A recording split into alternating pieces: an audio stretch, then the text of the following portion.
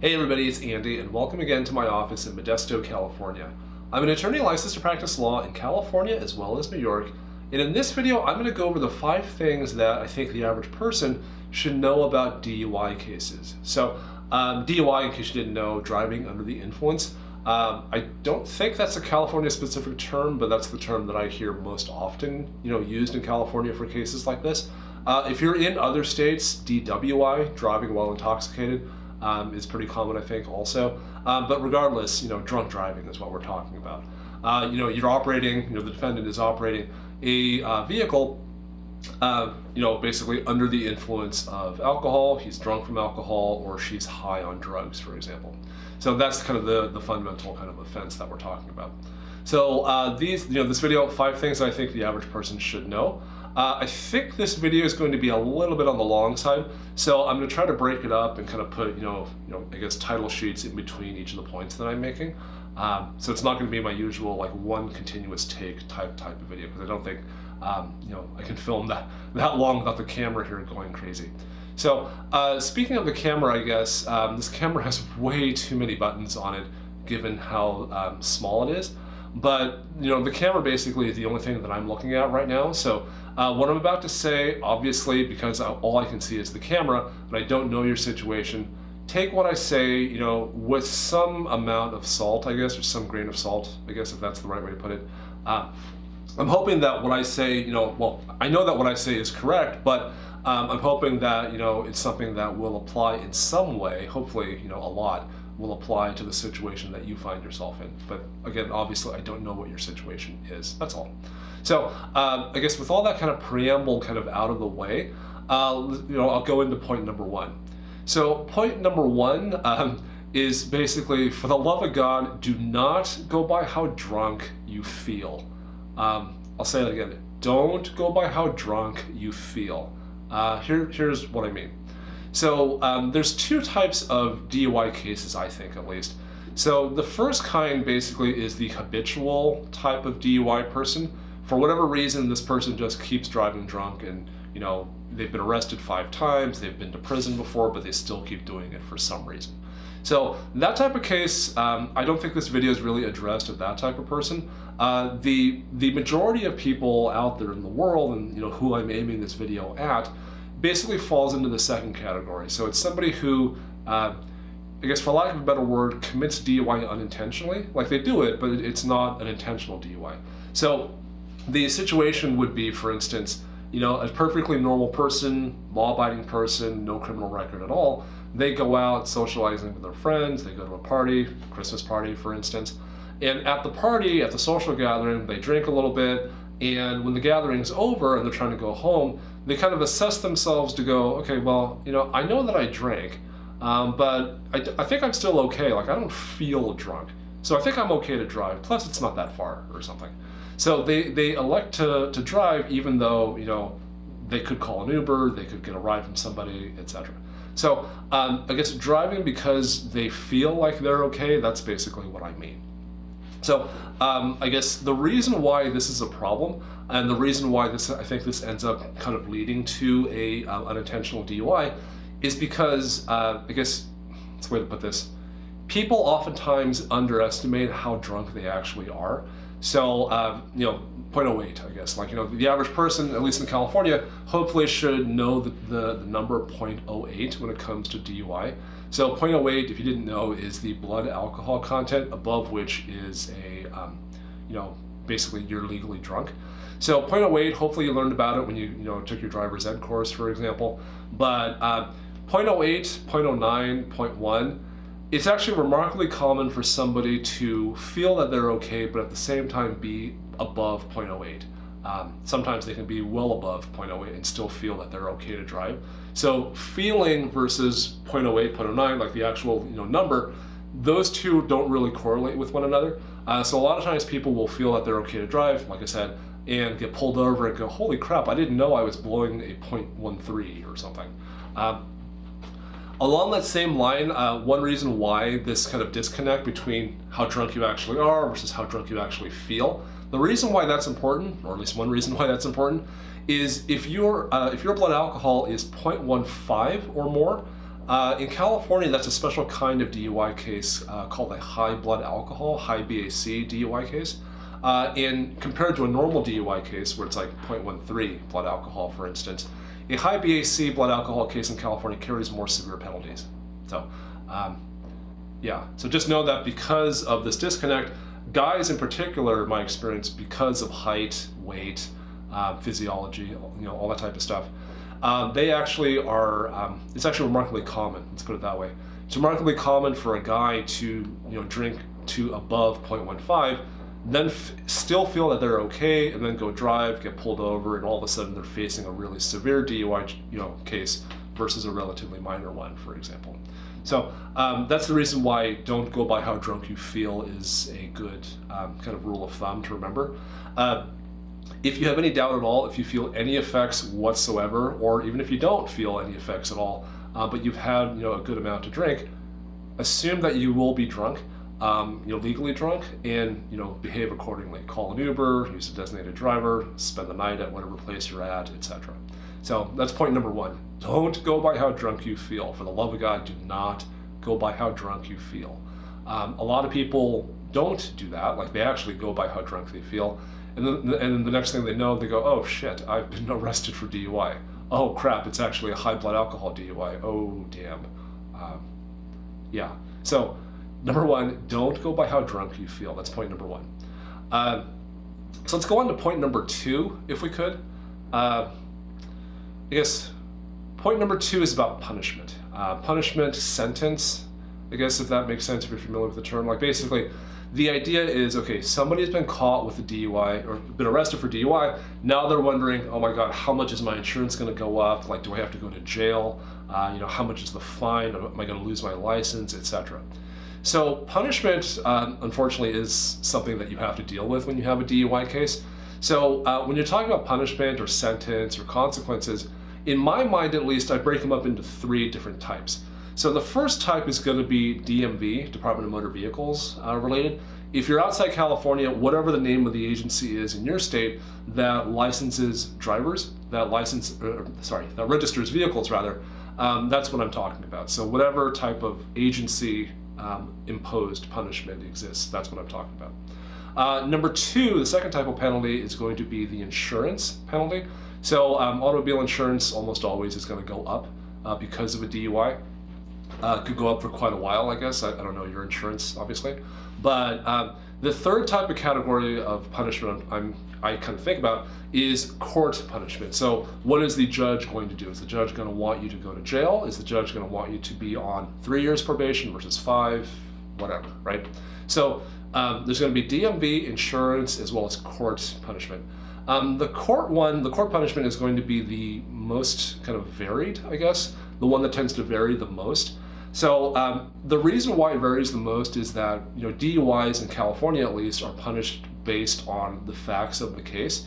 So for instance, if the defendant has no prior DUIs, the punishment, the sentence might be a little bit lighter, for instance, compared to if the defendant has multiple DUIs, from their past. If the defendant refused a chemical test, for example, I'll talk about that more later on in this video, but if they refused a chemical test versus not, if they injured other people, innocent bystanders, for instance, versus not, if they engaged in reckless driving versus not, if the defendant is under 21 or over 21, for example, all of those factors could, in theory, affect what the sentence actually is. Another thing that actually affects what the sentence actually is in a DUI case is, for better or worse, it's the county that the case originated out of. There is variation. I guess the best way to put this would be every county in California penalizes DUIs harshly. Like, there's no county that I would say is lax on DUIs, but the punishment does vary. So some counties are more strict than others. I would guess, I don't know if this for a fact, but I would guess that a lot of that has to do with each individual district attorney. It has to do with the demographics of that particular town. Or of that particular county. It has to do with history in that county. So some counties, they just know that they have a really bad DUI problem, for example. So the county actually will vary. For example, the sentence, the punishment that is handed down, a lot of times will vary by the county also. Yeah, some counties are just more strict than others. So having said all that, having said that the punishment does vary from case to case, county to county, and so on, there are some common elements that usually are in, a district attorney's offer, for example, or an offer to resolve, or some other sentence, I guess, that the court hands down. So it's going to vary a bit. So I'm going to speak in generalities here. One very common element of a DUI kind of offer, for instance, is that you have some amount of probation, some term of probation, 3 years informal, 5 years formal, whatever. So during the probation time, you're going to have certain terms that you have to abide by.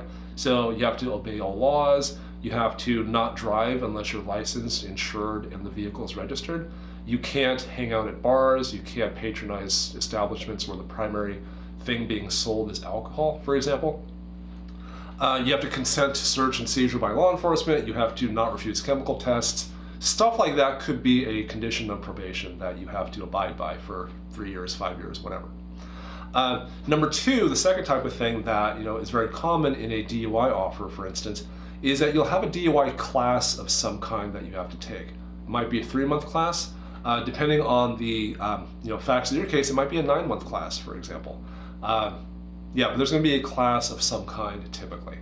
Number three is that there is going to be a fee of some kind, or fine rather, sorry. There's going to be a fine of some kind that you have to pay. This is probably the least surprising part of a DUI sentence. Any type of court thing, like traffic ticket, lawsuit, whatever, there's going to be a fine to it. I mean, that's just pretty much a given almost. The last part, number four, the fourth element that is kind of common in a DUI offer, is that there's going to be some amount of jail time. And I say jail, and I probably have caused some of you to panic, but jail time, technically it is jail time. However, in most counties, they have to admit that they don't have the jail space to house everybody who actually gets arrested, prosecuted, and so on for a DUI. So I guess, DUIs are still really, really, really common, regardless of all the education, the publicity. DUIs are just still really common. All the educational efforts hopefully have made a dent in that. The problem would be a lot worse otherwise. But to say that the DUIs have gone away would not be correct, at least in my experience. DUIs are still really, really common. Because DUIs are still common, it is something where basically no county has the jail big enough to house all the DUI offenders. Therefore, the county have to find some way to basically have DUI defendants work off their jail time. The most common way that I've seen to do that is through community service. So for example, if you've ever driven along the highway on the weekend, you see guys kind of standing along the side of the road wearing orange vests and hard hats and stuff, picking up garbage, let's say, or doing landscaping or something. A lot of times that will be basically defendants working off their jail sentence. The term varies by county. In Santa Clara County, the common term is Sheriff's Work Program. I want to say in Stanislaus County, where I am, it's Alternative Work Program, AWP. In San Mateo County, it's Alternative Sentencing Bureau, ASB, I think. The basic idea, though, regardless of the name, is that it's basically a program where a defendant, instead of actually going to jail, can actually do community service, usually physical labor of some kind, for a certain amount of time, 10 days, 30 days, whatever. So those are the four kind of common elements: class, probation, fines and fees, as well as jail time / community service. So that's basically the punishment sentencing kind of angle to it. And as I mentioned kind of, I guess for point number one earlier, when you have a high blood alcohol DUI case in California, the punishment is just more severe. The sentence is more severe. So I think that's it, I guess, for punishments and sentences that kind of comes to mind. If we go to point number three, is that I guess drug DUI. You can definitely get a DUI based on drugs instead of alcohol in California. So I guess there are some people out there who I've kind of encountered, I've seen online, that basically say, oh no, drug, you can't, they can't get you for drugs. In California, for DUIs, you most definitely can be cited, arrested, prosecuted, etc. For a drug DUI, it does not have to be just alcohol. And I guess a follow-on question that a lot of people sometimes have is, well, what happens if I have a doctor's note or doctor's prescription for this drug? That's not an excuse. Like, it generally speaking is not an excuse. It doesn't excuse a DUI. And that should not be a surprise to anybody, basically, because alcohol works the same way. So for instance, drinking whiskey, let's say, or drinking, 5 beers or something, that by itself is not illegal. Probably not a good idea, but if you drink a lot of beers or you drink a lot of whiskey, that by itself is not illegal, assuming you're not doing it in public, you're not doing it, if you're a minor or something. But drinking by itself generally is not illegal. It's the drinking and then driving part that is the illegal, portion. So for drugs, the same idea would be, okay, you can possess these drugs, you can use these drugs, especially if you have a doctor's note, let's say, but that by itself is not illegal. Using the drugs and then driving, for example, that's the illegal part. So possession, use versus driving, you gotta kind of break those apart in your mind. So so I guess drug DUI definitely is a thing. People get arrested, prosecuted for that all the time. Prosecution of a drug DUI generally is going to be pretty similar to an alcohol DUI. But my point in number 3 is that drug DUI definitely is a thing also. So number 4. Number 4, I guess, if you kind of decide to drive in an intoxicated state anyway, let's say that you don't heed my advice and you actually do rely on how drunk you feel. If you decide to drive in an intoxicated state, just know that there are any number of ways in which law enforcement could pull you over and find out about your DUI and arrest you and so on. And the majority of those reasons that they pull you over are not DUI related. So it's incredibly risky, I guess, to do a DUI because there are any number of ways in which law enforcement could find out and you could get arrested. So I'll illustrate with an example. Let's say that you're driving along and you are actually intoxicated and you feel okay, but you're sort of kind of on the borderline, but you drove anyway. So you're driving along and you're not doing anything wrong. So you are, you're not speeding, you're not tailgating, you're not swerving, you're driving along just like any sober driver would.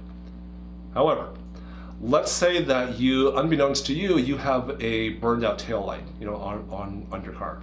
You're driving along, kind of, praying that you'll make it home, and hoping that no cop notices you. And then all of a sudden you see the red and blue lights kind of in your rear view mirror. For those of you not in California law enforcement, red and blue lights. The cop obviously comes up to your car, asks you for your license, your registration, and insurance.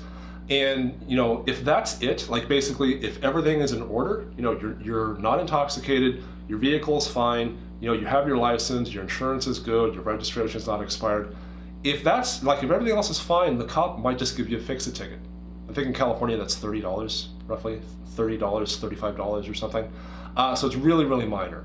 But let's say, for example, that the cop pulls you over because of the burned out taillight. He has no idea that you're actually intoxicated because, again, you're driving perfectly, normally.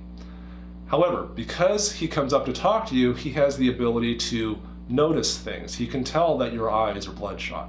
He can tell that you smell like alcohol. He can see, for example, that you have beer cans on the floor of your car, for instance. Because of those things, he then suspects that you're intoxicated and then has you step out of the car to do sobriety tests. Let's say that you don't pass those, he has you do a breathalyzer, you don't pass that. And then that's based on all of that, he kind of determines that you are, basically driving under the influence. He arrests you, you go to jail, for instance. All of that happened because of the burned out taillight. So that type of scenario that I just described is actually really common. Obviously, it's not always a taillight, but any type of minor traffic thing gives the cop the ability to, observe and discover that you actually are intoxicated. So stumble upon, I guess, if you want to think of it that way, the cop can stumble upon the fact that you are, committing a DUI when the cop pulls you over for something else unrelated to the DUI. I'm going to give you a slight variation on, number 4 also. And it's that if you are going to drive while intoxicated, number 1, you're at risk because the cops can find out in any number of ways. But you're also at risk because it's actually very easy to commit other crimes while you're committing a DUI. And if you get arrested, for the DUI, you might get arrested for the other stuff too. You might get charged with the other stuff also. So I'll give you an example. let's say it's the same scenario. You're driving along, you're intoxicated, but somehow you're managing to drive just fine. The cop pulls you over for a burned out taillight. In talking to you, he discovers that you are intoxicated. He has you do the sobriety tests and all that stuff, and you fail them, and you end up getting arrested. Okay. Let's say, for instance, that you just happen to have your kids in the car with you, right? Let's say that you have your 8-year-old rather in the car with you, or your 10-year-old or something.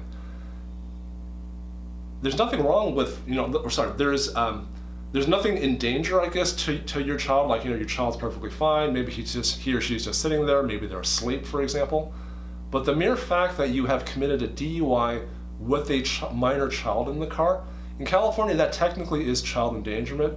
In the cases that I have encountered, generally speaking, child endangerment is a felony. So, the DUI itself, for example, might be a misdemeanor if it's the first time, let's say. But I guess my point of bringing this up is that all of this stuff, the DUI arrest, the felony child endangerment charge, all of that, resulted because of the burned out taillight.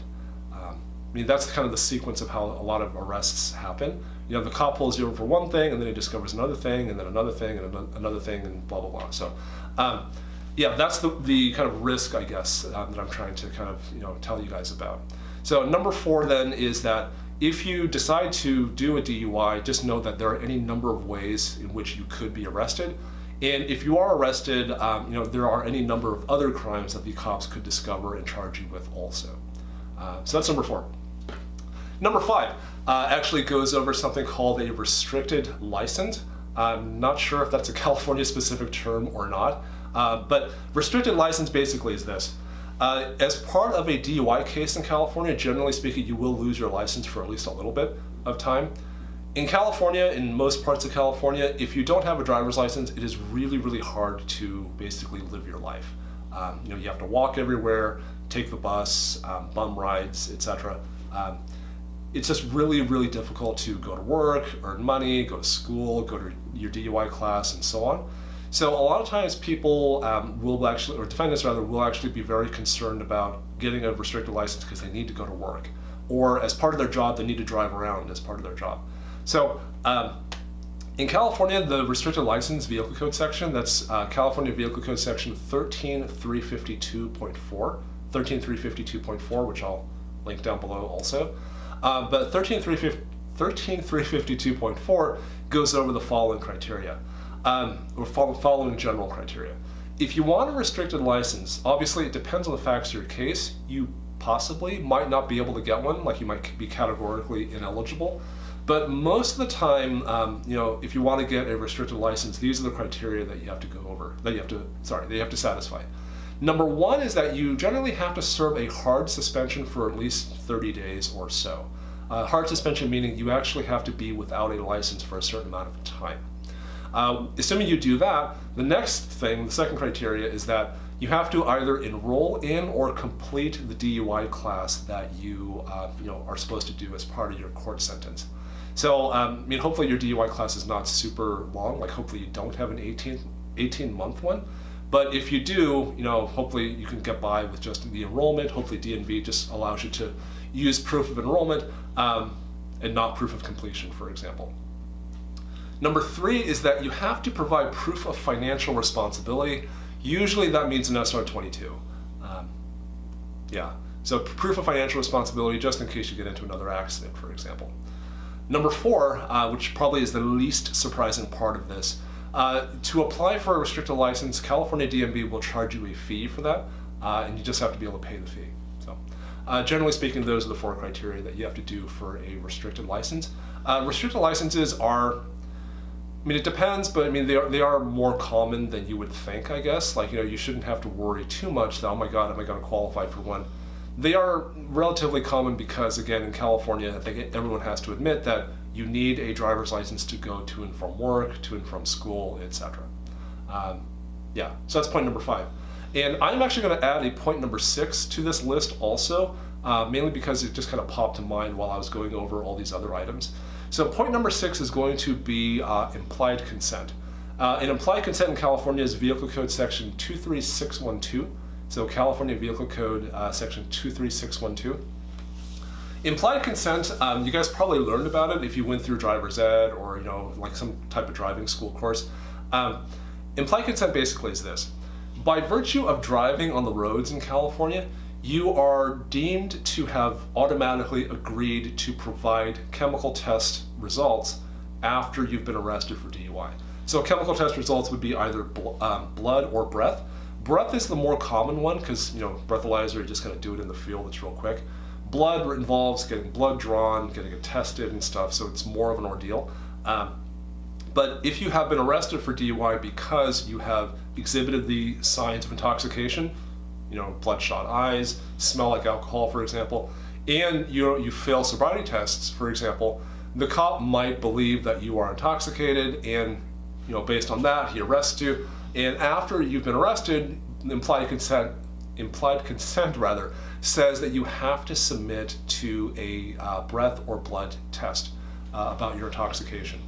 So it's kind of like there's not really any sort of exception to that. As a condition of operating a vehicle in California on public roads, for instance, implied consent basically covers you. If hypothetically you don't, agree to provide a, blood or breath sample, let's say you violate the implied consent law, generally speaking, not a good idea at all. This is basically what happens to you if you violate the implied consent law.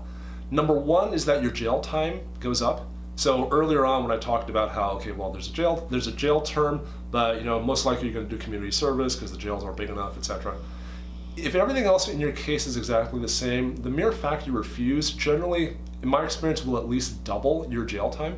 So if you were to get 30 days, for example, you might get 60 days, for example. Refusing implied consent is actually not a good idea because it doubles your jail time, for one. Number two is that if you violate the implied consent law, then you actually get a longer DUI class also. So again, two cases are exactly the same, first time DUI, for example. And the case where there was no refusal of the post-arrest breath test, for instance, the DUI class 3 months. First time DUI 3 months, it's pretty common. Everything else is the same except in this other case, the defendant actually did refuse. So because of the refusal, this DUI class is 9 months, so it goes from 3 to 9. It adds an extra 6 months to your DUI class, all other factors being the same. So again, second reason, refusing to do a post-arrest breath test or blood test, for example, not a good idea. The third part is, I believe I'm correct in saying this, is that if you refuse a post-arrest blood test, like you violate implied consent, I want to say that the California Department of Motor Vehicles will suspend your license automatically, regardless of how your DUI case actually turns out. So let's say even if you take your DUI case to trial, for example, and you win, because you refused, DMV will still suspend your license, even though that you actually won at trial. Okay, so hopefully all of that made sense. I'm going to go ahead and try my best, I guess, real quickly to summarize all the points that I went over. So number one is don't go by how drunk you feel. Chances are, if you're like most people, you will actually be way more drunk than you actually think you are. And again, if you are kind of more drunk than you believe, you could be facing, for example, a high blood alcohol case. You could be punished more severely because you are high blood alcohol even though you don't actually feel drunk. Number two is that the punishments or sentences in DUI cases vary. There's also varied sources of punishments. DMV will punish you, the courts will punish you, etc. So just know that punishment will come from a variety of sources, and the punishments in each case will actually vary tremendously based on the facts. The very common type of punishment scenario or punishment package would be, okay, you have a DUI class of some kind, you have a probation term of some kind, you have fines and fees of some kind, you have jail time of some kind, even though community service rather is something that is open to you. So those four things are generally going to be a very common package of sentencing things that you have to do. So that's number two rather. Number three is that drug DUI definitely is a thing in California.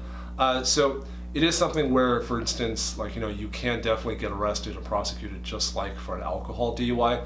Having a doctor's note, doctor's prescription generally doesn't help you because Having the medication is different than having it, using it, and then starting to drive, I guess. Like, it's the driving part, not the possession or the use part, that really is at the crux of the DUI charge.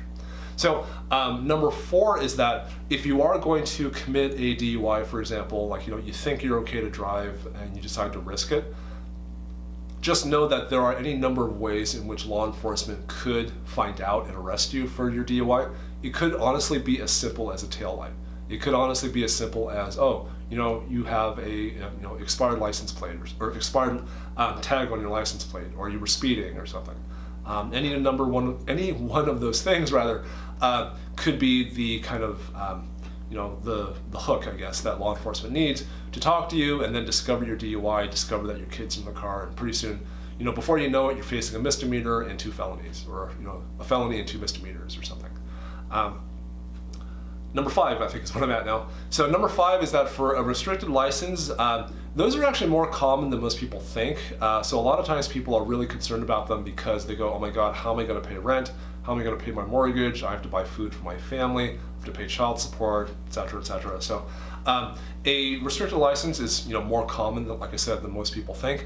Generally speaking, you're going to have to serve a hard suspension. Usually, you have to pay an application fee. You are going to have to enroll in or complete your DUI class, and then you're going to have to also provide proof of financial responsibility. That's number 5. Number 6 is going to be implied consent. So by virtue of driving in California, you are deemed to have consented to a post-arrest chemical test of some kind. That is going to be something where if you violate that law, you refuse to give a post-arrest chemical test, chances are the officer will be prepared for that. He'll go get a warrant, and they'll forcibly take blood from you, and basically, so it's sort of pointless in that regard. And on top of that, you have additional punishment also, additional kind of penalties. You will have to do more jail time. You have an additional 6 months or so of DUI class, and then on top of that, you're facing a mandatory license suspension. Even if you manage to beat your DUI case, DMV will generally still suspend your license anyway. So hopefully all of that helped. I think my camera kind of crapped out in the middle of this, so hopefully I'm able to join the various kind of segments of this video kind of properly.